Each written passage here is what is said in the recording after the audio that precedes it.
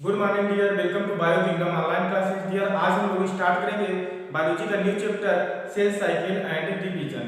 Dear, इस chapter में सबसे पहले हम लोग देखेंगे type of cell division. Type of cell division.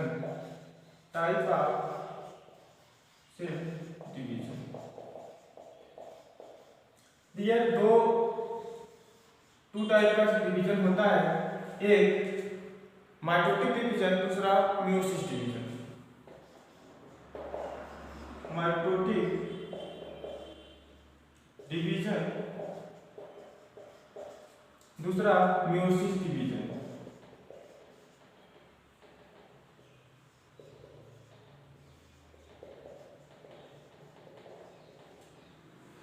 ये जो माइटोटिक डिवीजन होता है ये इक्वेशनल डिवीजन होता है।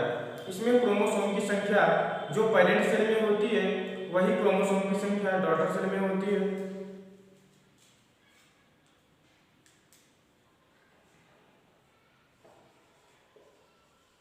इक्वेशनल डिवीजन है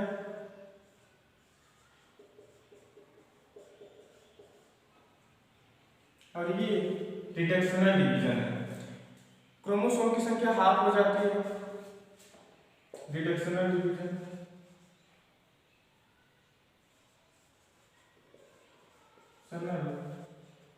डिवीजन इसमें अगर क्रोमोसोम की संख्या पेरेंट सेल में 2n है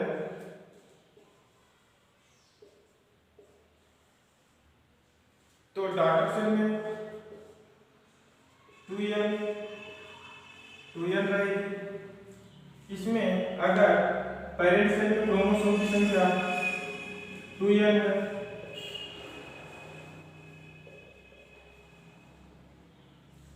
तो डॉटर सेल में m हो जाएगी, मतलब क्रोमोसोम की संख्या हाफ हो जाएगी। इसीलिए इसे कहते हैं रिडक्शनल डिवीजन। और इसमें क्रोमोसोम की संख्या सेम रहेगी। ये हैप्लॉइड और डिप्लॉइड दोनों में होता है प्रेजेंट।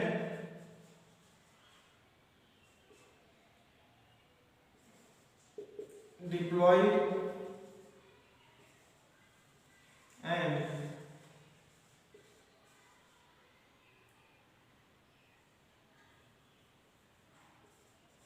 Haploid cell. जो माइटोटिक डिवीजन है वो प्रेजेंट होता है हैप्लॉइड और डिप्लॉइड दोनों में, और जो मियोसिस डिवीजन है वो केवल और केवल डिप्लॉइड सेल में पाया जाता है प्रेजेंट।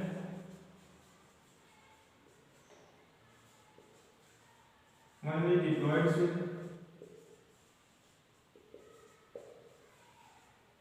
केवल डिप्लॉइड सेल में पाया जाएगा।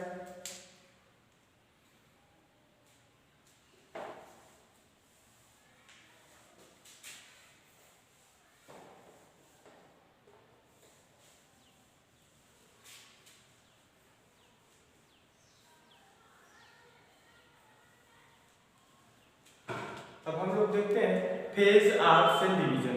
कितने फेज होते हैं सेल डिवीजन के? दो फेज होते हैं, एक इंटरफेज, दूसरा M phase. Phase of cell division, phase of cell cycle, phase of cell cycle.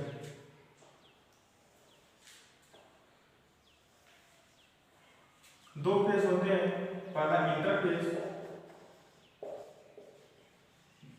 दूसरा एम फेज, जिसे माइटोसिस फेज कहते हैं। Mitosis phase. इंटरफेज को लोग कहते हैं प्रिपरेटरी फेज, प्रिपरेशन वाला फेज होता है ये, तो कहते हैं इसे प्रिपरेटरी फेज।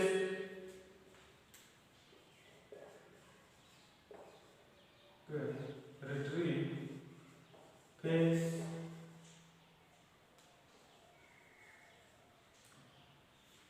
इसे कहते हैं डिवाइडिंग फेज।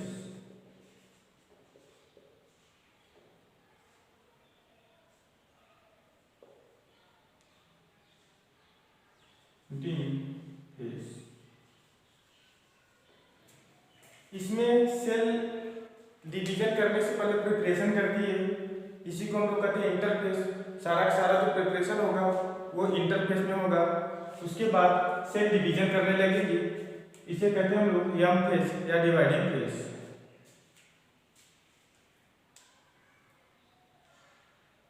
इसमें 3 फेस आते हैं, G1 फेस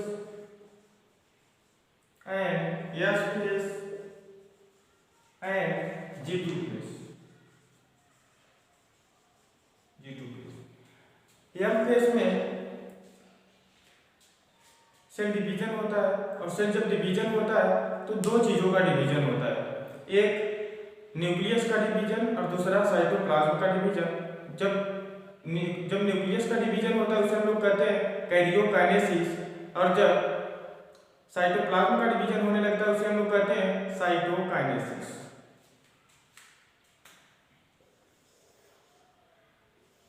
दो डिवीजन होगा, पहला न्यूक्लियस का डिवीजन होगा, उसे हम लोग बोलेंगे कैरियोकाइनेसिस।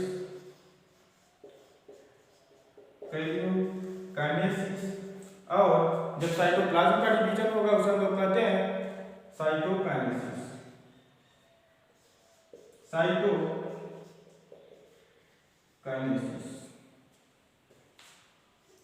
कैरियोकाइनेसिस किसे कहते हैं? Division of nucleus, division of nucleus. और कैरियोकाइनेसिस किसे कहते हैं? Division of cytoplasm, division of cytoplasm.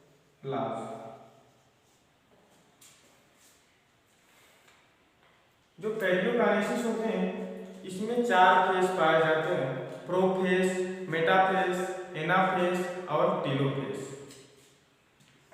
पहला प्रोफेस, दूसरा मेटाफेस,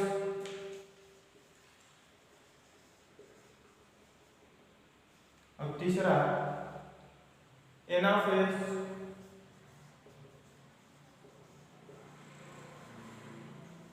और चौथा टेलोफेस।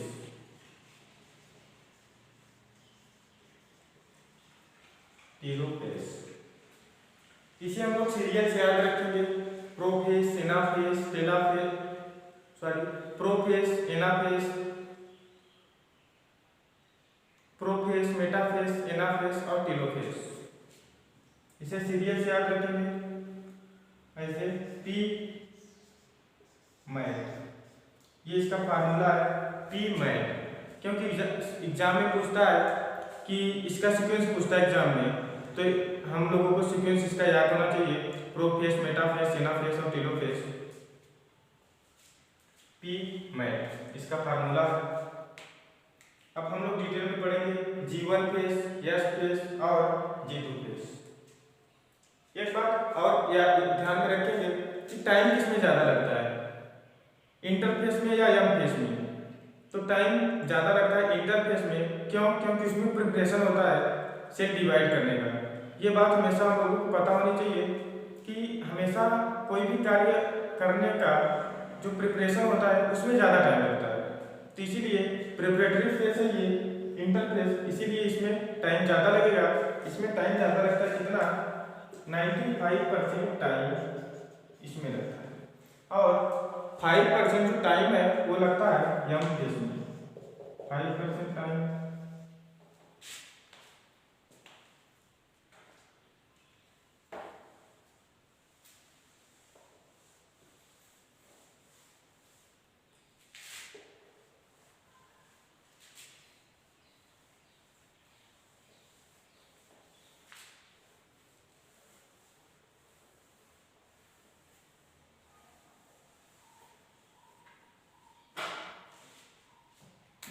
एनसीईआरटी में फिगर दिया है, इसको हम लोग देखते हैं और समझते हैं।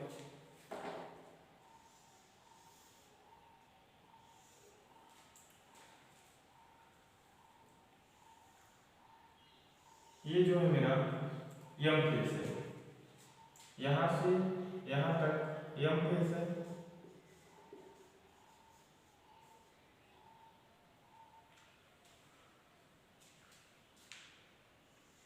एम फेज में पहले होगा कैरियोकाइनेसिस,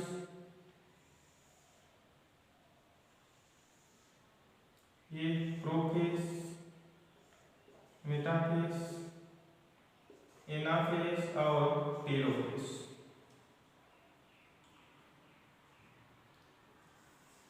कैरियोकाइनेसिस,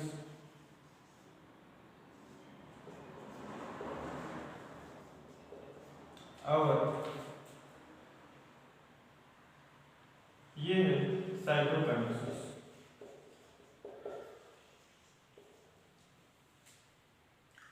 यहाँ पे है G1 फेज और यहाँ पर G0, ये S और ये G2 फेज। यहाँ से पता चलता है कि टाइम किसमें ज़्यादा लगता है, इंटरफेस में कि एम फेज में। यहाँ से यहाँ तक के जो है इसे हम लोग कहेंगे एम फेज, और इतना यहाँ तक का ये है interface.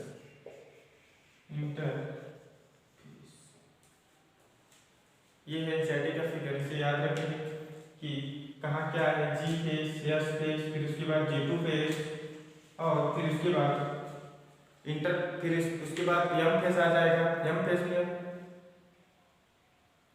Prophase, metaphase, anaphase, telophase ये आएंगे, फिर साइटोकाइनेसिस होगा।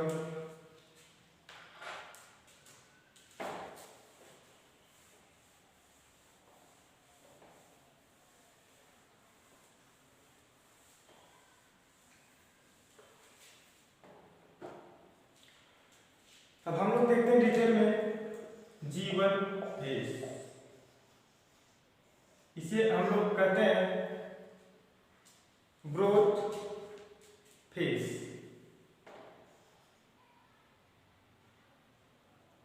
और भी कहते हैं गैप 1 फेज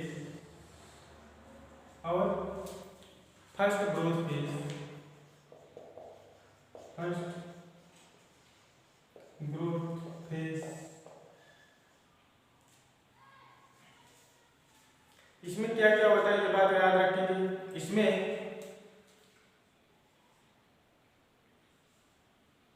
सेल की ग्रोथ होगी, सेल की मेटाबॉलिक रेट बढ़ जाएगी और सेल की ग्रोथ होने लगेगी।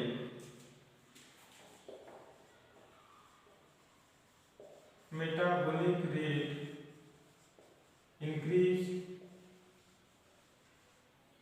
और क्या होगा, जब मेटाबॉलिक रेट बढ़ेगा तो सेल ग्रोथ करेगी, तो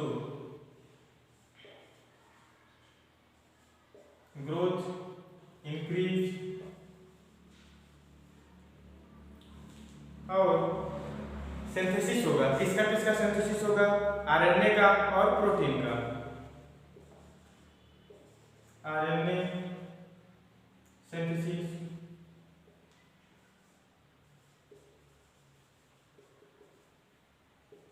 और प्रोटीन सिंथेसिस।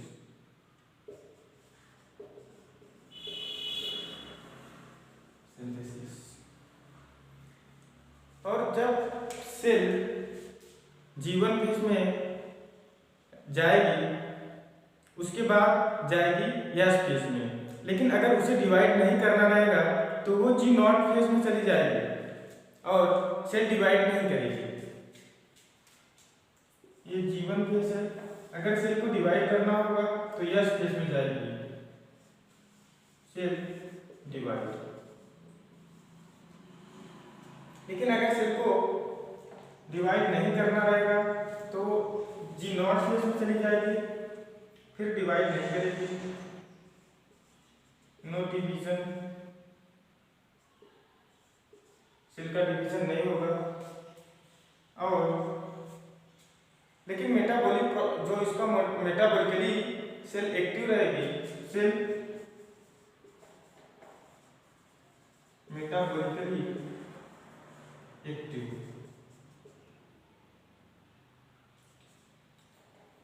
और इस फेज को हम लोग कहते हैं G0 जो फेज है इसको हम लोग बोलते हैं quiescent phase. Quiescent phase, phase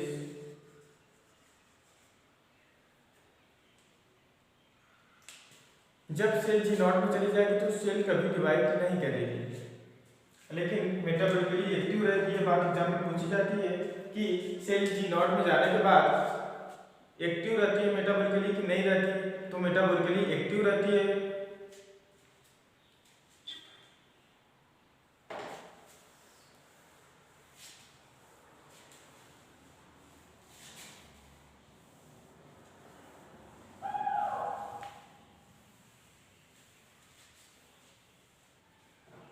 अब हम लोग पढ़ेंगे यस फेज। यस फेज को हम लोग कहते हैं synthetic phase, synthesis phase.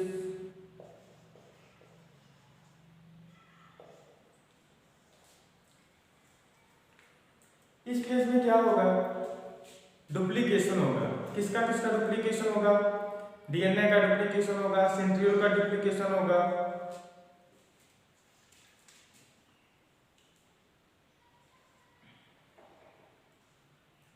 DNA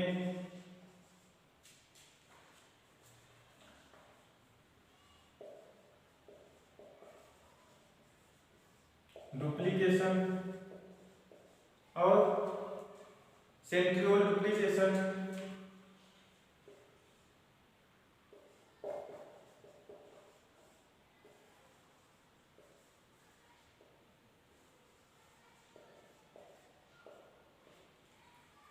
अच्छा, जो डीएनए है वो कहाँ पाया जाता है, न्यूक्लियस के अंदर। तो डीएनए डुप्लीकेशन कहाँ होगा, इन न्यूक्लियस। और सेंट्रियोल कहाँ पाया जाता है, न्यूक्लियस के बाहर साइटोप्लाज्म में। तो कहाँ सेंट्रियोल कहाँ डुप्लीकेशन होगा, इन साइटोप्लाज्म।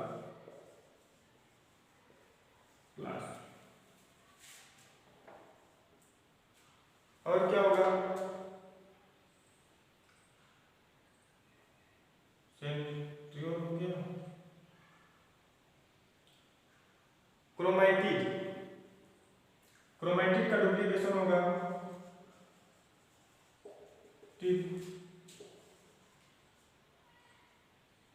डुप्लीकेशन।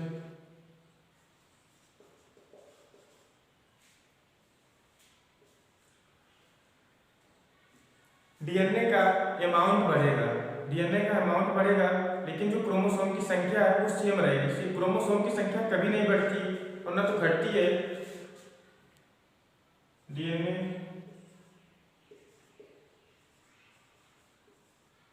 ये बात हमेशा याद रखना नोट में, डीएनए का अमाउंट बढ़ता है, डीएनए अमाउंट डबल, और क्रोमोसोम की संख्या सेम रहती है।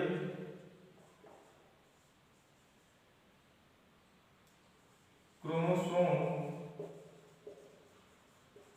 Number same. ये होता है पूरा पूरा यस फेज। यस फेज में क्या क्या होता है, डीएनए का डुप्लीकेशन होगा न्यूक्लियस में, और सेंट्रियोल का डुप्लीकेशन होगा साइटोप्लाज्म में, और क्रोमैटिड का डुप्लीकेशन होगा। लेकिन क्रोमोसोम की अमाउंट जो होगा, डीएनए का अमाउंट होगा वो बढ़ेगा, लेकिन क्रोमोसोम का नंबर कभी नहीं बढ़ता। इसीलिए यहाँ लिखा गया है, ये बात हमेशा याद रखना, क्रोमोसोम का नंबर कभी नहीं बढ़ता।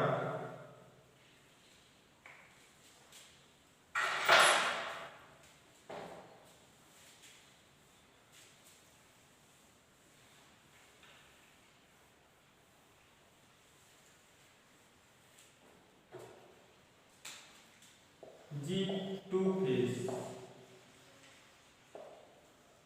इसे अब हम लोग क्या करते हैं, गए सेकेंड फेज, गए सेकेंड फेज और second growth phase.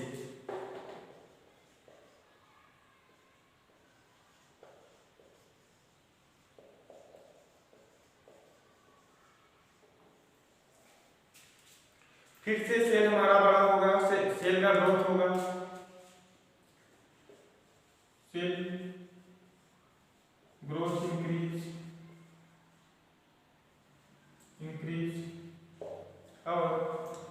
Protein synthesis, DNA synthesis होगी, प्रोटीन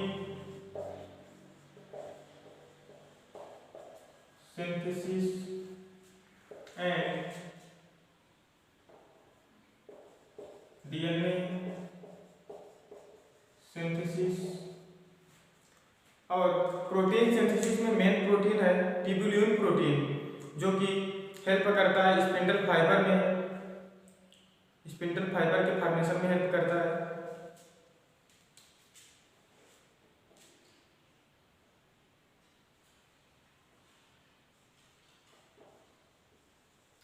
ट्यूबुलिन प्रोटीन सिंथेसिस जो क्या करता है, help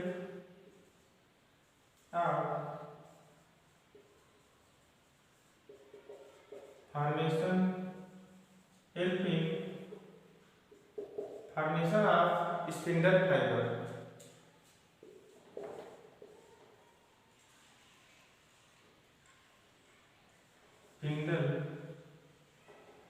spindle fibre, spindle fibre में के फॉर्मेशन में हेल्प करता है ट्यूबुलिन प्रोटीन। और इसमें क्या होगा, जो ऑर्गेनेल है वो डबल हो जाएंगे, माइटोकॉन्ड्रिया डबल हो जाएगा, सारे जो ऑर्गेनेल्स हैं वो डबल हो जाएंगे। Next duplication,